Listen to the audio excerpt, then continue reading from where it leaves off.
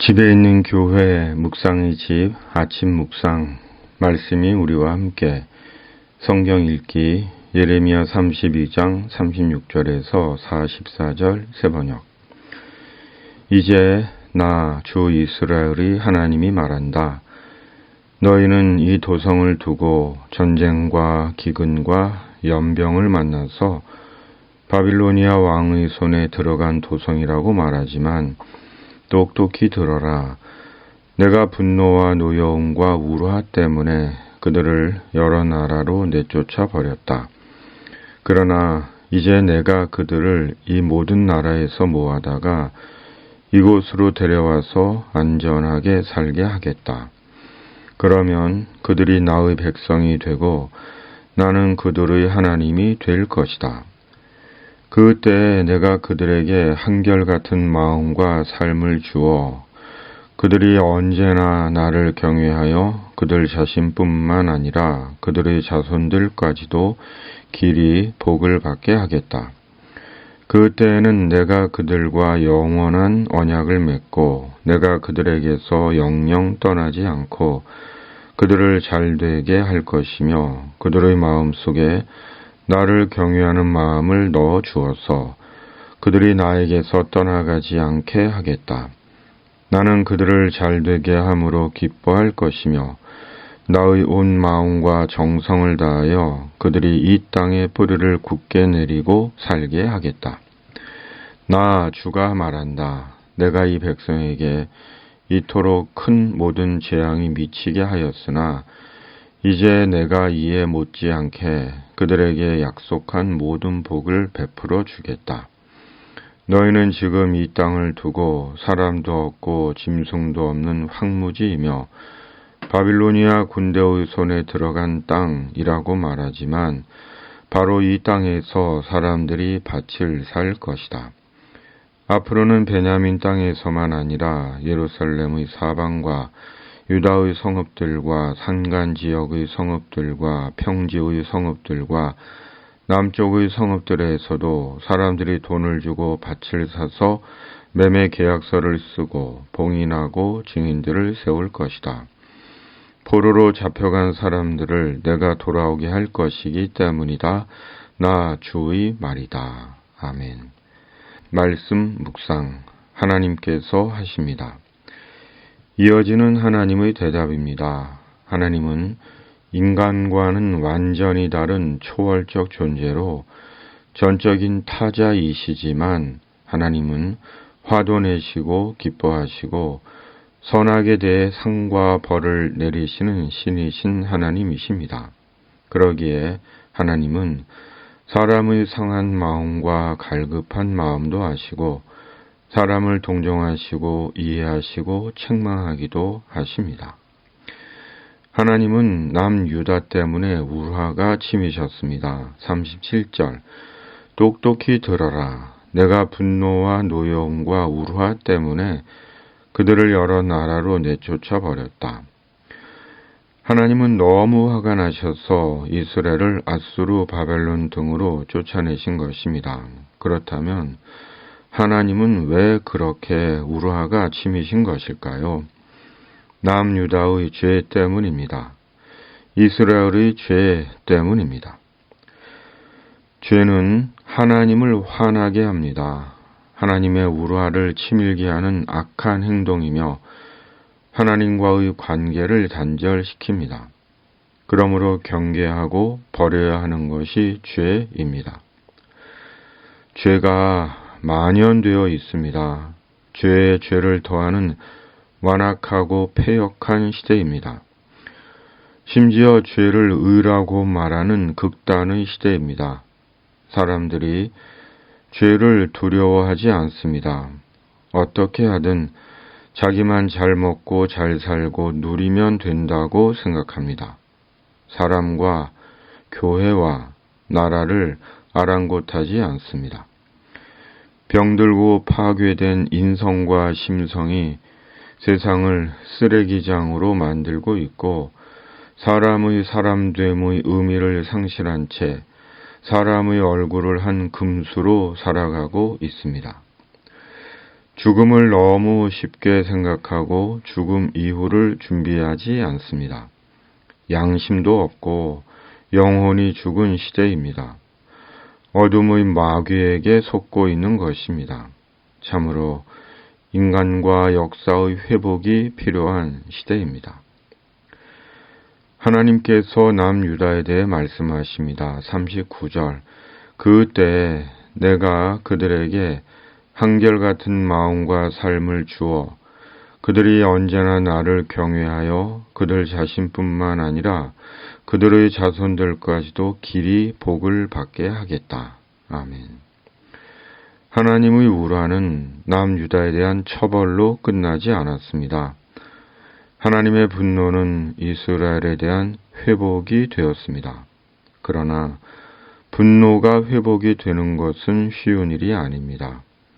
끝까지 분노가 되는 경우가 대부분입니다. 분노가 회복이 되는 것은 오로지 용서를 통해서입니다. 주님을 향한 남유다의 한결같은 마음과 삶은 남유다 스스로 깨닫고 돌이킨 결과가 아닙니다. 이스라엘에게는 그럴 능력이 하나도 없습니다. 하나님께서 이스라엘에게 은혜를 주신 결과입니다. 우리는 하나님께 한결같은 마음과 삶을 갖고 있습니다. 한결같이 하나님을 찾고 하나님을 의지하고 하나님을 경외하고 하나님을 사랑하고자 하는 한결같은 마음과 삶을 갖고 있습니다. 그리고 우리가 하나님께 한결같은 마음과 삶을 갖게 된 것은 오직 예수 그리스도로 인해서입니다. 예수 그리스도 안에서 하나님께서 성령으로 우리에게 회복의 은혜를 주셨기 때문입니다. 우리는 예수님 안에서 존재와 인생이 회복된 자들입니다. 소망과 생의 의미가 회복된 자들입니다. 만일 예수님 안에서 우리가 회복되지 않았다면 우리의 영혼과 인생은 어떻게 되었을까요? 비참함, 절망, 허영, 음란, 탐욕, 거짓 등등. 죄인된 인간이 지닌 모든 허망하고 왜곡되고 교만한 인생을 살았을 것입니다. 천국에 대한 소망이 없는 육체로 살다 끝나는 인생이 되었을 것입니다. 그러므로 예수 그리스도 안에서 회복된 자기 영혼과 인생 하나로 이미 우리의 큰 감사인 것입니다. 예레미야의 매매 계약서의 의미는 당장 이루어지는 하나님의 약속이 아닙니다. 적어도 100년은 지나야 있게 될 일입니다. 그리고 그때는 예레미야도 바룩도 세상에 없습니다. 한중 흙으로 돌아가 있을 것입니다. 하나님께서 우리에게 복을 주시고 우리를 잘되게 하시고 이 땅의 뿌리를 굳게 내리고 살게 하시고 돌아와 땅 매매 계약서를 쓰게 하신다는 것은 이 땅에서의 번영을 말씀하시는 것이 아닙니다. 세상에서 성공하고 돈 많이 벌고 땅도 사고 크고 좋은 집에서 살게 하신다는 것이 아닙니다. 예수 믿어 다 땅 부자 되고 부동산 부자 되게 하신다는 것이 아닙니다. 예수님을 믿어도 자기 집도 없고 자기 땅 한 평 없는 성도들이 부지기수입니다. 그럼 그런 성도들은 하나님의 복을 못 받은 것인가요? 당연히 아닙니다. 앞으로 100년 후엔 우린 세상에 없습니다. 만일 오늘 말씀이 단지 세상적인 것이라면 오늘 이 말씀은 많은 성도들에게 아무 의미가 없습니다. 도리어 실패감과 열등감만 갖게 할 것입니다. 예수님 안에서의 하나님의 회복은 영원과 잇대어 있습니다. 세상적으로 영원히 복을 주시겠다는 것이 아니라 하나님의 나라로 완성되고 완결되는 하나님의 회복이며 약속이며 복입니다. 그러므로 하나님의 나라가 빠진 하나님의 회복과 복과 약속에 대한 이해는 왜곡될 수 있고 어떤 성도들에게는 실패한 인생이란 절망감을 줄 수도 있습니다.